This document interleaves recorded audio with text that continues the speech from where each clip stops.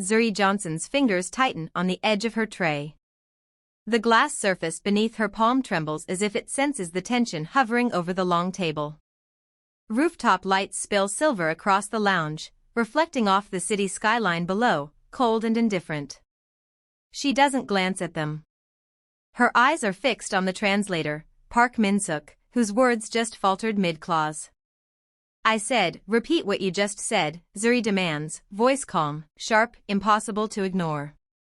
The apron around her waist creaks softly with her shift forward, one hand flattening against the glass, grounding herself. There's a rigid authority in her posture that belongs nowhere in a restaurant but somehow commands the room. Min-suk freezes, the syllables he had been forming suspended like shards in the air. Sweat beads along his temple, dark against the pale skin of his forehead. His hands tighten around his pen, nails biting into the smooth metal. For the first time, he falters in front of Kang Do-hyun, Chonghongha syndicate chairman, seated at the head of the table like a predator assessing prey. Kang's gaze narrows, sharp and unyielding, tracing every movement with a slow precision that makes the translator's panic feel audible. Zuri doesn't break eye contact. The lounge's murmur, clinking glasses, soft murmurs of other diners, distant traffic, fades into background noise, irrelevant to the gravity of this single confrontation. The soft leather of the chair beneath Kang creaks as he leans back slightly, hands steepled, eyes calculating. Nothing moves except the translator's lips, parting and closing as he struggles to correct himself. The diners nearby freeze mid-bite, forks suspended over plates of carefully plated food, forks trembling with hesitation. The subtle smell of grilled fish and steamed vegetables mingles with the antiseptic coolness of polished glass, creating a sharp tension in the air. Zuri can feel it pressing against her ribs, the weight of observation she has thrust upon herself.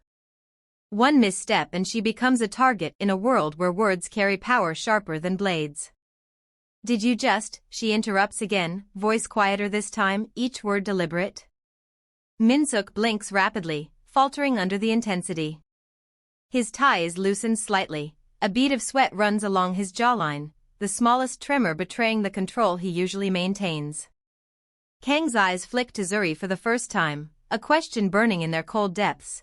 Why is this waitress correcting his translator? Why is she here at all in this moment? The digital tablet on the table reflects a distorted image of the three figures, Zuri leaning forward, unwavering, Min-suk recoiling subtly, Kang observing like a chess master.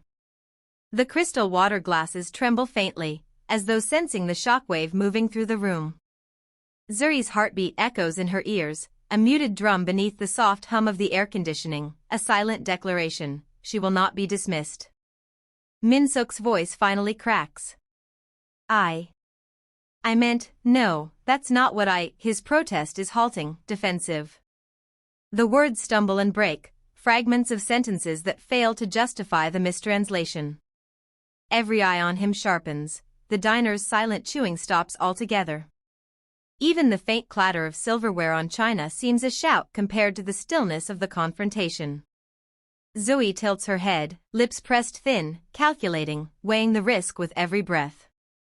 Each second she holds the translator accountable amplifies the exposure she has willingly accepted, a waitress against the trusted translator of the most feared syndicate in Seoul. Yet she does not flinch. She does not yield. Authority is a posture, a pause, and she carries it without question. Kang shifts in his seat, a subtle movement that feels monumental. He doesn't speak. He doesn't gesture. His silence is louder than any command. Min-suk swallows, the fault is no longer just professional, it is moral. He cannot bluff his way out of this room. Not with her, not with Kang watching. The tension stretches taut, a wire ready to snap. Outside, neon signs flicker against the night sky, the city hums, unaware, indifferent. Inside, every reflection on the glass table, every flick of a sleeve, every glint from the crystal glass carries the weight of consequence. Zuri's chest rises slowly, deliberately, matching the rhythm of a heart that knows there is no retreat. A bead of sweat rolls down Min-suk's temple. His lips quiver, stammering fragments of apology. Kang's gaze narrows further, inscrutable. The room feels smaller, the air heavier. Zuri's hand rests lightly on the tablet now, the weight of both truth and risk tangible beneath her palm. Her eyes never leave Min-suk's. The diners shift uneasily, knives and forks paused mid-motion. The soft clatter of a chair signals someone about to move, but no one does. Every movement has become deliberate, measured. The moral tension in the room coils tighter. Zuri exhales just once, a controlled release. The translator's face pales, sweat glimmering, his authority crumbling visibly under the pressure she has applied. Kang's lips press together. The pause stretches, merciless, the silence a verdict in itself. And then, with the quiet gravity of a predator deciding, Kang leans forward slightly. The first question flashes in his eyes: will he accept her correction, or dismiss it, and with it, the consequences she has just invited? The room holds its breath, waiting for a movement that may never come. Suk-hyun Lee's face drains of color. His lips quiver, fumbling over the words Amina Adeyemi's gaze has already anchored in the room. Every second he stalls stretches the moral tension taut across the ultramodern rooftop lounge. The faint hum of the city outside presses against the glass walls, but inside, time moves more differently, slower, heavier. Amina's hand remains flat against the glass table, steadying herself. Her eyes never waver from Suk-hyun. The translator's composure fractures visibly, the loosened tie twists under his jaw, fingers brushing nervously against the digital tablet displaying the contract. He knows, now, that any misstep will expose him completely. Min-jun Park leans slightly back, dark eyes narrowing, unreadable yet sharp. He does not speak. He does not intervene. His presence alone magnifies the stakes. The subtle observation is a test, a moral judgment in silence. Amina senses the weight of his scrutiny. It is not just about truth anymore, it is about credibility, authority, and survival. The city lights cast fragmented reflections across the floor-to-ceiling windows, shimmering against the glass table. Security silhouettes linger near the elevator doors, silent and watchful, adding an invisible pressure. Every tick of the clock amplifies the immorality of complicity. The moral cost of inaction hammers into Amina. If she falters, the lie solidifies, and the betrayal is cemented. Suk-hyun shifts, attempting a half-smile, but it falters. Beads of sweat trace his temples. His hands twitch, the pen in front of Min-jun glints under the cold spotlights, a silent metronome for the ethical heartbeat of the room. Amina's chest tightens. She feels the invisible lines of power reconfiguring. Every subtle twitch, every glance, shifts the weight in her direction. A quiet moment stretches. Amina allows it. Her calm presence is deliberate, a counterweight to Suk-hyun's rising panic. Silence carries moral authority. It is her weapon and her shield. Min-jun shifts his gaze slightly toward her, lips pressed tight, studying her without comment. His subtle nod is imperceptible to anyone else, but it lands as a seismic shift for her. Her audacity is noted, her risk acknowledged. Suk-hyun stammers again, the words spilling out in uneven fragments. She measures Amina's eyes do not letting his discomfort settle, making it undeniable. She can feel the moral cost stacking. Her vulnerability rises, every breath weighted with exposure, yet the alternative, letting the lie stand, is unthinkable. The translator's hands clench the edge of the table. Min-jun leans forward slightly, gaze slicing through the room. Amina senses the moral trap tightening around all three of them. One misstep could destroy careers, reputations, lives. Her heartbeat thrums in her ears, syncopating with the translator's shallow breaths. The silence thickens again, only now it is charged with anticipation, fear, and awe. Amina notices Min-jun's subtle evaluation, her composure, her resolve, her audacity. It is being weighed against the cost of Suk-hyun's deceit. Mini cliffhanger, Suk-hyun swallows hard, eyes flicking to Min-jun, realizing the exposure could come in a heartbeat, and the chairman's next move could either punish him instantly or test Amina further, leaving both trapped under the weight of moral reckoning. The silence stretches, thick and sharp, as Amina Adeyemi senses every subtle movement around the glass table. Suk-hyun Lee's unease is no longer just visible, it radiates, a tension that prickles the backs of her neck and hands. Min-jun Park's gaze sweeps over the room like a measured blade, acknowledging the discomfort without a word. A subtle shift catches Amina's attention. The security guards, previously near the elevators, reposition slightly closer to the table. Not enough to intimidate outright, but enough to signal that every action, every breath, is being recorded in the hierarchy of Chonghongha Corporation's ruthless order. The moral risk she faces is now doubled by the physical. She notices the polished black shoes of one guard pivoting ever so slightly toward her, signaling readiness, an unspoken cue that authority extends beyond Min-jun. Suk-hyun's voice trembles as he attempts to fill the space, but the words tumble out flat, undercut by his own fear. His credibility, already fractured, now threatens to implode entirely.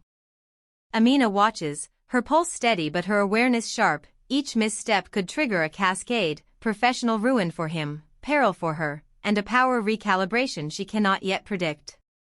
Min-jun leans back, eyes narrowing, tracing her posture with a subtle tilt of his head. He allows her a moment, but the message is clear, the room's equilibrium has shifted. The waitress is no longer a background player. The audacity she displayed, the moral courage to speak, now has tangible consequences. She realizes that Chonghongha does not tolerate indecision or error. Every move has been measured, every test designed to gauge not only her words but the depth of her understanding of risk. A soft metallic click echoes as one guard subtly adjusts his stance near the far wall. The sound seems almost innocuous, but in Amina's trained perception, it signals alertness, precision, readiness. Every element in the lounge, the reflective glass, the faint hum of the city, the digital tablet, the crystal water glasses, becomes part of a web of potential outcomes. The moral dilemma remains, but now the stakes are layered, personal integrity intertwined with immediate physical and political risk. Amina's hands press lightly on the glass, feeling the cool surface beneath her fingertips. Her heartbeat syncs with the faint clicks and shifts around her. The translator's eyes dart toward her repeatedly, silently pleading, aware that his facade is eroding with every passing second. The room's moral and physical pressure converges. One false move could trigger consequences that cannot be undone. Min-jun's gaze lingers on Amina, measuring her reactions against Suk-hyun's faltering attempts to regain composure. A subtle eyebrow raise, almost imperceptible, signals a test. Amina understands instinctively, she is being evaluated not for danger and moral acuity. Chonghongha's hierarchy does not tolerate ignorance, and even the slightest miscalculation could tip the balance. A brief silence falls. The room contracts, focusing all weight on the moment. Amina inhales slowly, letting the stillness settle. Every sense is alert, the smell of polished metal, the faint scent of the city air drifting through the open rooftop panels, the soft hum of electronics tracking the contract. Risk is no longer theoretical, it is tangible, pulsing in the air between them. Suk-hyun shifts again, sweat forming a pale line along his temple. The translator is collapsing inwardly under the scrutiny, realizing his choices have narrowed to dangerous extremes. Amina's eyes scan Min-jun's face, catching the faintest curve of a smirk, acknowledgement, calculation, yet unreadable intent. She senses that Chonghongha's power extends into micro-movements and silent assessments, and that understanding it is as vital to survival as any spoken word. Mini cliffhanger, Amina senses the next move is coming, a decision from Min-jun or the guards that will irrevocably escalate the risk. She wonders, sharply aware, whether her knowledge of the hierarchy and her moral clarity will be enough to survive the test, or if the room's silent authority will crush her before she can act. The faint hum of the city presses against the floor-to-ceiling windows as Amina Adeyemi feels the weight of every eye in the lounge. The metallic tang of polished glass and cold steel penetrates her senses, pulling her focus inward. Her mind flickers, unbidden, the cadence of Korean phrases she learned long ago, precise and fluid, slides from her lips without hesitation. Suk-hyun Lee freezes midword, his gaze catching hers with a sharp, accusatory panic. Amina's articulation is too exact, too informed for a mere waitress. The syllables she commands hint at more than linguistic skill, familiarity with the rhythm and culture of Korean syndicates. Their subtle codes and transactional gestures. Every nuance she delivers carries a weight of authenticity Suk-hyun cannot dispute. Her pulse beats faster, not from fear of him, but from a sudden flash, the image of her father, stern and weary, being led from their apartment in Incheon by immigration officers. She had been 10, pressed against the doorway, her small hand gripping a worn backpack, eyes wide as he vanished into the bureaucratic night. The memory hits silently, a shadow threading through her chest, reminding her that every skill she wields now was forged through sacrifice and loss. Min-jun Park's gaze drifts briefly to the guards, then back to her, measuring composure and comprehension. He notices nothing of the ghost of her past, yet the awareness of her inner fortitude hangs in the room like a tangible presence. Amina senses his subtle calculation. He does not test merely knowledge but the emotional steel beneath the words. Her fluency, her instinctual awareness of syndicate logistics, and her poised stance are all evidence of layers hidden from casual observation, the first of 4 silent truths building in the room. Suk-hyun fumbles again, offering fractured translations, his voice losing certainty with each passing second. Sweat glints along his temples, hands twitching near the tablet. Amina's calm accentuates his faltering facade, her emotional equilibrium now becomes a risk vector itself. Every breath, every pause, heightens the stakes. She cannot allow hesitation to appear as weakness, yet the memories of her father tug insistently, a subtle vulnerability she cannot erase. A faint whiff of green tea from the lounge's side station drifts across her, grounding her briefly. The aroma blends with the metallic scent of glass and chrome, triggering another involuntary recollection, her father's whispered advice, a mixture of stern warning and encouragement, teaching her to observe, calculate, and speak only when conviction demanded. The scaffolding of her audacity, the foundation of her moral spine in this room. The tension tightens as Min-jun leans forward slightly, eyes narrowing. Amina notices the almost imperceptible repositioning of the guards, signaling readiness for immediate intervention. The moral and physical pressure overlaps, her personal history now directly entwined with the risk of exposure. She senses the hierarchy, understands the stakes, and feels the weight of the countdown accelerating, subtle but insistent. An unintentional shiver runs down her spine as Suk-hyun's panic escalates, yet she steadies herself with deliberate posture.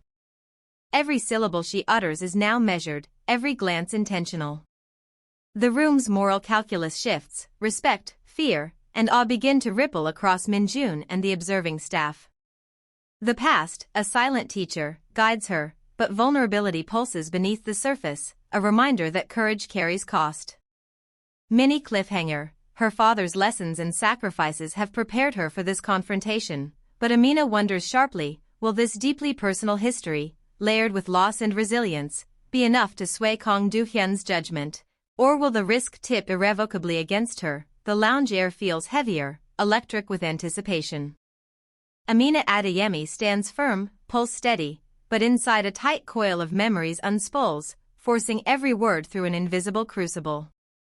Min-jun Park watches, eyebrows raised, his gaze sharp but restrained, calculating, testing how much she dares reveal.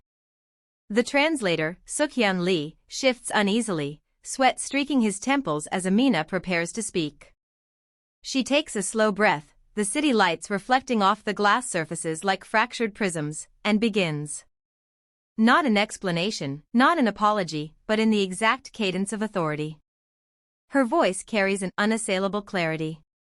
She recalls the nights in Incheon, her father hovering over stacks of translation, his fingers tracing delicate lines of Korean script. Chonghongha Syndicate's subsidiaries move through those networks, contracts, shipments, communications, and her father, meticulous and precise, had trained her in observation, in understanding patterns beyond the visible. The memory hits like a pulse, the living room of their cramped apartment, late evenings lit by a single overhead bulb. Her father's hands pointing, correcting, demanding precision. Words are leverage, he whispered. Observation is armor. She remembers the smell of his tobacco, the faint scent of ink and paper, and the metallic taste of fear when the government came to deport him. She was only 10, yet every lesson burned into her consciousness, forming a spine she would one day use to stand where she is now. Suk-hyun flinches as she enunciates terms specific to syndicate operations, numbers, routes, procedural redundancies, effortlessly embedded in ordinary speech. Every syllable carries more than meaning, it carries the weight of inherited expertise and a silent, unspoken warning. Min-jun's eyes narrow imperceptibly. He leans back slightly, gauging not just correctness, but the moral and intellectual authority behind her words. The air trembles with layered tension, knowledge, power, and the unseen sacrifices that underwrite them. Amina pauses for a heartbeat, letting the weight of her history settle between them. The room is quiet except for the faint hum of the city and the distant echo of heels against the polished floor. Her father's shadow looms, both protector and burden, reminding her that what she knows comes at the cost of his absence, of the family ripped apart. Each breath she draws carries a reminder that courage has a price, and her moral spine is a ledger of debts owed in secrecy and sacrifice. The translator fidgets, his composure cracking further. He realizes that her knowledge is not surface-level intimate familiarity with systems he barely understands. Amina's calm, deliberate tone contrasts sharply with his stammering, exposing the gap in both competence and credibility. Min-jun Park notices the subtle disparity, a flicker of interest crossing his otherwise unreadable face. This is no ordinary correction, it is a test of alignment, of power, and of unspoken loyalty. Her gaze sweeps the table, locking briefly with Suk-hyun, unflinching. The moral cost intensifies, every revelation risks personal exposure. Her father's life, his labor, the displacement and sacrifices, all hang unspoken behind her authority. The room feels suspended, each second heavier than the last. She knows the audience, the decision-maker, and the schemer are all recalculating. Her silence between statements resonates as loudly as her words. A subtle movement from Min-jun, a nod to the side, signals the guards to remain watchful but unintrusive, an acknowledgement of control and restraint. Amina senses the tightening of both moral and physical pressure, the countdown toward irrevocable judgment has edged closer. Her father's lessons have become a weapon, but wielding them leaves her emotionally raw, a vulnerability Min-jun might exploit.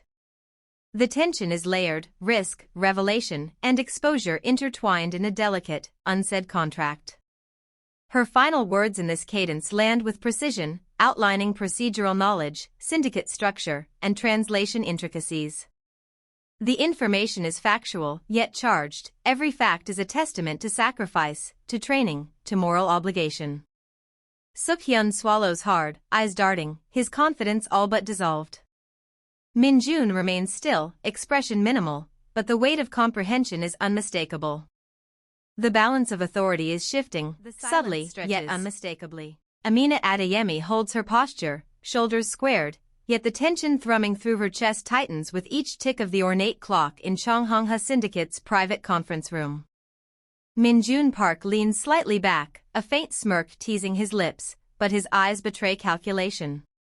The translator, Suk-hyun Lee, adjusts nervously, trying to mask the tremor in his hands as he repeats Zuri's words, or rather, the words he thinks she intends. Mid-clause, Amina interrupts, precise and unflinching. No, that interpretation is inaccurate. The route codes do not align with the documented schedule. Her voice carries a weight that is neither pleading nor confrontational, it is authority incarnate. The air shifts. Suk-hyun freezes, realizing the discrepancy exposes him. His lips part, searching for a safe rephrasing, but the room offers none. Min-jun tilts his head, silent observation sharpening. He does not intervene, yet the subtle tightening of his jaw signals acknowledgement. Every guard in the periphery senses the shift, the translator is compromised, the authority has moved. Amina's knowledge is now fully visible. Her father's teachings, her own meticulous study, each memorized sequence of Korean logistics terms, now form a ledger of moral power, a spine against deception. The translator swallows, sweat trailing down his temple. The moral cost for Amina rises, every correction lays her bare. She can no longer hide behind linguistic proficiency or calculated poise. Every word she utters from now on carries potential repercussions, exposure, dismissal, or worse. Yet hesitation could imply complicity. She holds her ground, eyes unwavering on Min-jun, measuring his subtle reactions, the narrowing of his pupils, the twitch at his knuckles. Outside, the hum of Seoul's neon-lit streets filters faintly through reinforced windows.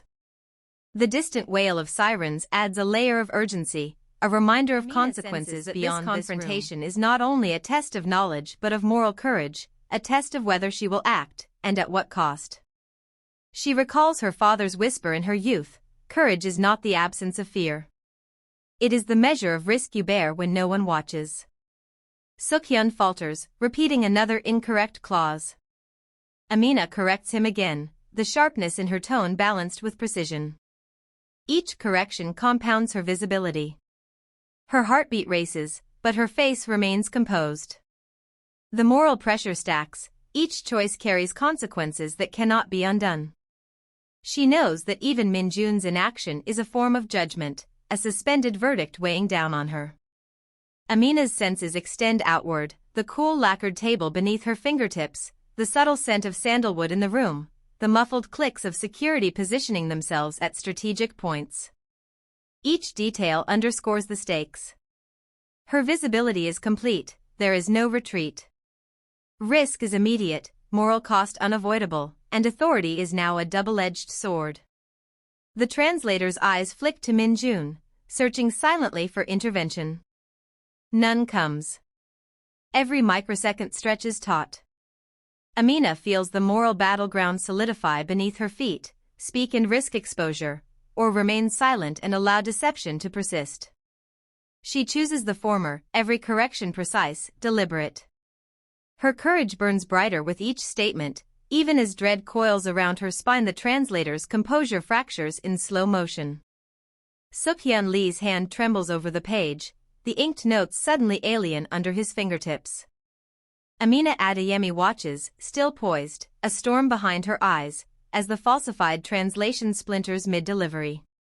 Each word he utters now carries the unmistakable scent of deception. The room's tension sharpens to a blade edge. Min-jun Kang leans forward, subtle, precise, his gaze a scalpel slicing through pretense. He does not speak. His silence is deliberate, adjusts minutely, their feet whispering across polished floors, shifting positions like shadows anticipating an earthquake. The moral weight hanging over the room is almost tactile, it presses against Amina's ribcage, against Suk-hyun's quivering shoulders. Amina corrects him again, her voice calm but unforgiving. The container manifests discrepancies in origin logs. You cannot reconcile them with your previous statement. Her fluency, the cadence of her Korean, precise, deliberate, unyielding, leaves no room for misinterpretation. She does not flinch. She cannot. Every hesitation risks collapse, every exposure she allows could cascade into irreparable consequences. Suk-hyun's face reddens, sweat slicking his temple. The veneer of authority he had relied upon evaporates with each correction. He tries to reset, stammering, but the words no longer obey him. His credibility crumbles in real time. The risk is no longer abstract, it is immediate, physical, and undeniable. Even a slight misstep now could cost him far more than respect. Min-jun's gaze flickers to Amina, and the calculation in his eyes is clear. He is testing her, weighing the authenticity of her knowledge against the peril of exposure. Her identity is now irreversibly intertwined with the syndicate's decision-making process. Every correction she issues, every clarification she demands, tightens the stakes. There is no neutral ground. The air vibrates with unspoken consequences. The metallic scent of the conference room blends with the faint tang of perspiration and ink. Outside, distant traffic hums beneath the neon glow of Seoul, a faint reminder of life continuing in oblivion to the tension in this chamber. Amina senses the tightening orbit of risk, one false movement, and the moral and physical consequences could fall upon her like a guillotine.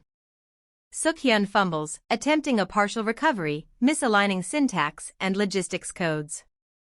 Amina's sharp correction snaps through the room. The translator's panic is audible now, in his ragged inhalations, in the jitter of his fingers against the laminated dossier.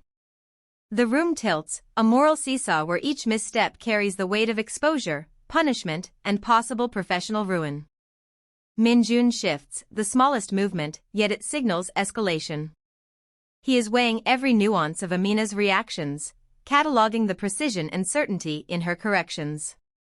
Her credibility rises with each moment he observes. The translator's facade decays proportionally. Amina's presence is now inseparable from the unfolding consequences, her visibility absolute, her risk doubled. The guards' positions are subtly adjusted once more, their shadows creeping toward strategic vantage points. Every microsecond stretches taut, time dilating under the strain of imminent consequence. The moral battlefield solidifies. Amina's courage is no longer a matter of personal will, it is entwined with the survival and authority of those around her. The silence is suffocating, a weight pressing against Zuri's chest. Suk-hyun Lee's face is pale, the tremor in his hands now unmistakable. He glares at the floor, unable to meet Min-jun Kang's eyes as the chairman's attention slices through the room like steel. Every muscle in Zuri's body vibrates with the awareness that the moment has crossed the threshold of no return. Min-jun leans back, his expression unreadable, calculating. One flick of his wrist, and the delicate balance of authority could topple entirely. The guards shift imperceptibly, corners of their eyes tracking every twitch, every breath. They are shadows of intent, vessels of immediate consequence. Zuri feels the weight of their silent coordination, the implicit message, the decision made here today will echo beyond this room. Finally, Kang speaks. His voice is measured, deliberate, unyielding. Suk-hyun, escort him out. A microsecond the translator freezes, stretching into an eternity. Zuri watches the man stumble under the sentence, the facade of control collapsing in real time. The room seems to exhale with the release of tension, but Zuri knows this is temporary. The ripples will reach far, and the stakes are higher than ever. The guards move in tandem, silent, efficient, pulling Suk-hyun toward the exit. Each step resonates through the polished floors, a cadence of irreversible consequence. Zuri's hands are clenched at her sides, knuckles white. She feels the moral gravity of the room pressing down. Her correction, her insistence, has realigned the power hierarchy. There is no turning back. Her gaze meets Min-jun's, brief, electric. Recognition passes between them. She has risked everything, and he has observed with meticulous attention. Her authority has been validated, yet the exposure it demands is total. Chang Hongha's machinery of control has now marked her, entwining her name with every unfolding outcome. There is relief in Kang's approval, yes, but it is laced with danger, a razor's edge beneath a fleeting calm. The air carries a metallic tang, sweat, and the faint residue of ink. Zuri inhales sharply, trying to steady herself, but the sensory overload is relentless. Every whisper of leather from the guards' uniforms, every rustle of papers, every subtle glance carries moral weight. She realizes the cost of her choice. She cannot unsee the truths she has revealed, cannot uncommit to the alliance she has now tacitly accepted. Amina's lips press into a thin line, her mind racing through the implications. Each faction within Chang Hongha's network will interpret this differently, each shadowed observer weighing her credibility, predicting her next move. Her personal safety is entwined with syndicate politics now. The moral courage that saved her credibility also binds her to risks she cannot yet calculate. Suk-hyun is gone, but the room does not diminish the tension, it sharpens it. Zuri knows that every faction connected to Kang and Chang Hongha will feel the tremor of today's disruption. Every misstep, every miscalculation, could ignite consequences far beyond this chamber. She releases a slow breath, allowing herself a heartbeat of calm. But the relief is fragile, laced with anticipation. The moral and political stakes have escalated, permanently. The room's equilibrium has shifted irreversibly, and Zuri is at its center. Her visibility, her authority, Her courage, all are now inseparable from the syndicate's unfolding path. Mini cliffhanger, from the shadows, unobserved yet palpably present, other factions stir. Their eyes have registered the disruption. Will they strike immediately, exploit the opening, or wait for Zuri's next move? The danger has multiplied, the chessboard is set, and every piece knows the consequences are real. The door clicks shut behind Suk-hyun, the sound hollow, echoing across the polished floors like a gunshot in a cathedral. Zuri exhales slowly, but the release is deceptive, a brittle shell over the tension that still hums through the room. Min Jun-kong sits rigid, his sharp gaze sweeping over the remaining officials and syndicate representatives, reading the room as if it were a chessboard of breathing pieces. Zuri's own pulse thunders in her ears, every heartbeat a reminder that the moment of her irreversible choice has now radiated outward, touching consequences she cannot yet map. Suk-hyun's humiliation lingers in the air. His face is ashen, sweat beading along his hairline, trembling hands brushing at his tie as he is guided past the guards. A whisper of insult escapes him under his breath, too soft for anyone but Zuri, and she notes it, a reminder of the human fragility she has weaponized. For the first time, she senses the weight of being both visible and vulnerable, a duality she had never carried in a room this size. In the glass-walled corridors of Chonghongha's Seoul headquarters, ripples form faster than she can track. Analysts and low-tier operatives glance at one another, murmurs rising like steam from a kettle. Eyes flick toward screens, scrolling chat threads, encrypted messages pinging silently across distant offices.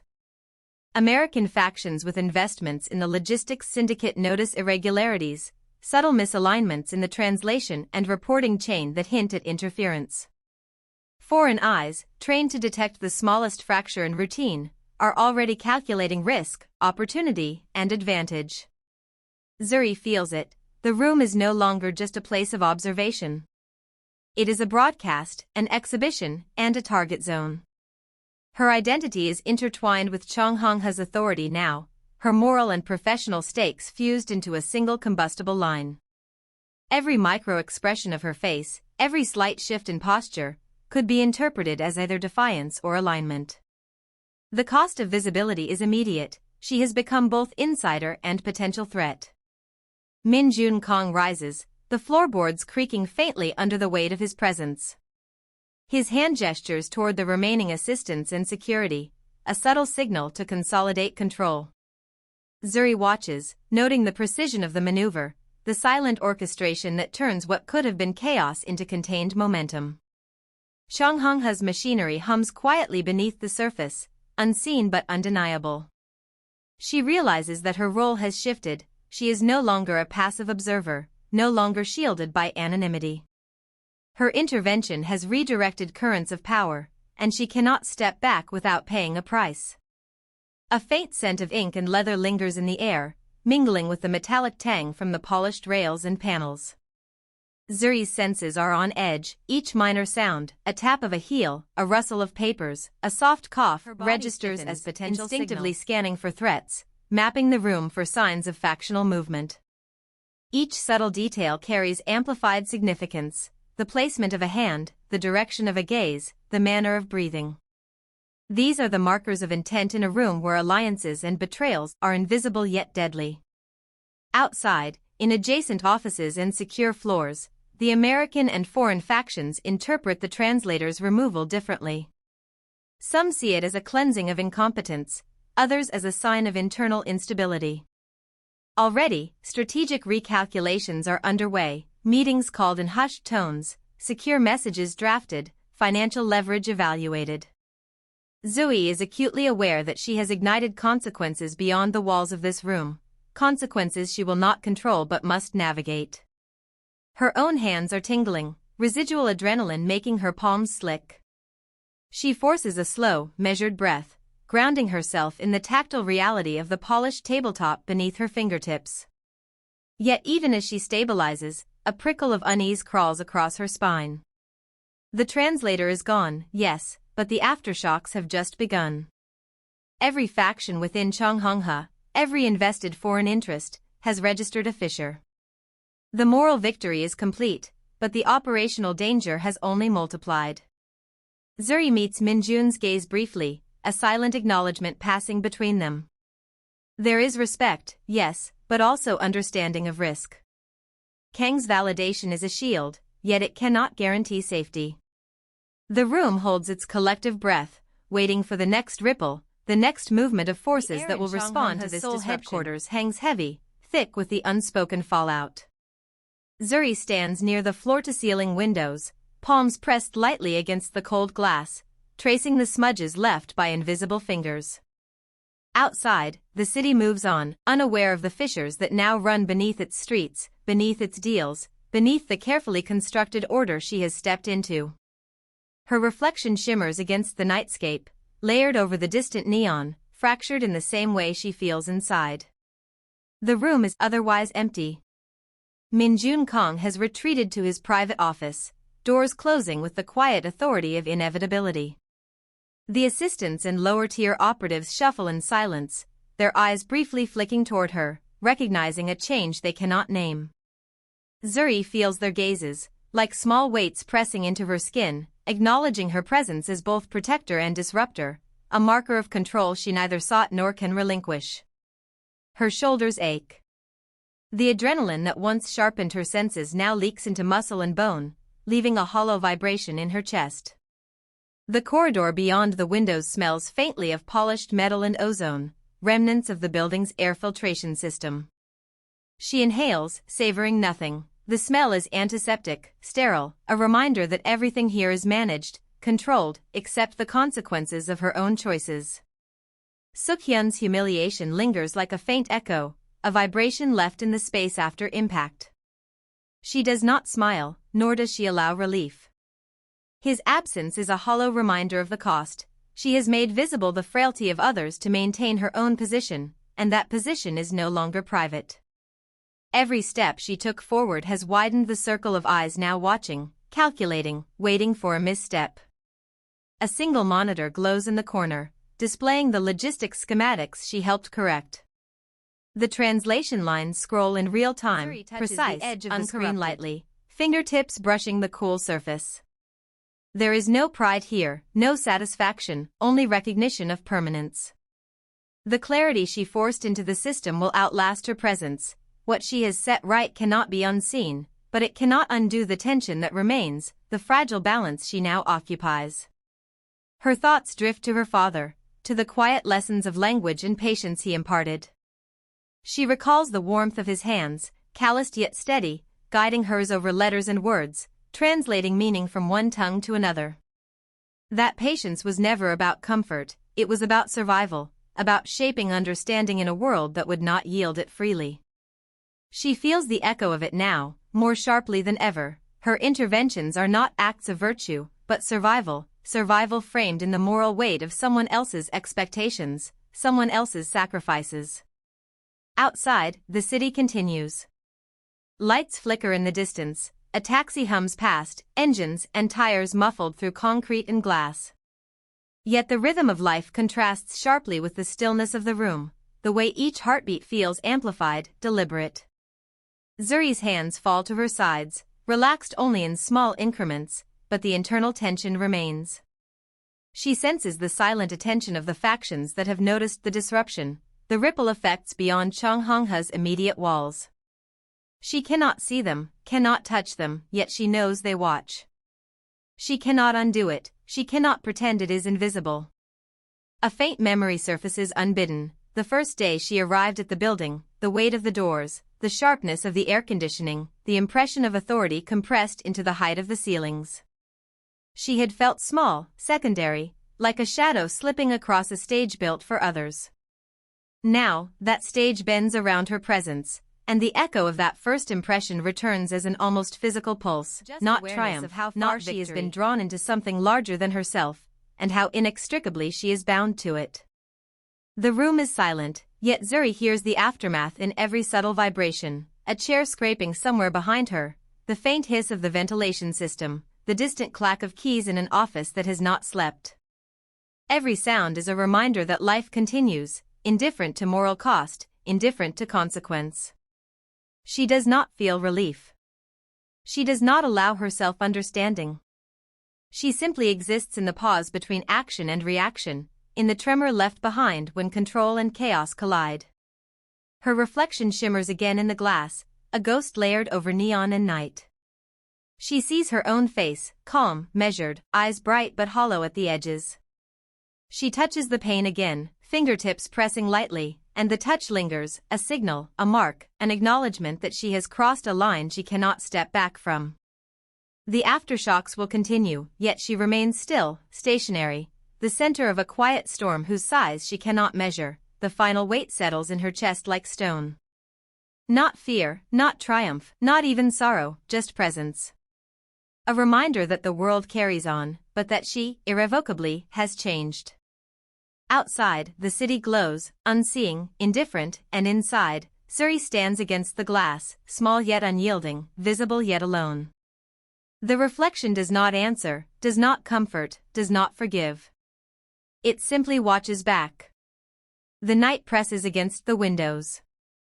The neon leaks through, jagged and fractured. And in that fractured light, Zuri's shadow rests over the city, unmoving, unresolved, permanent.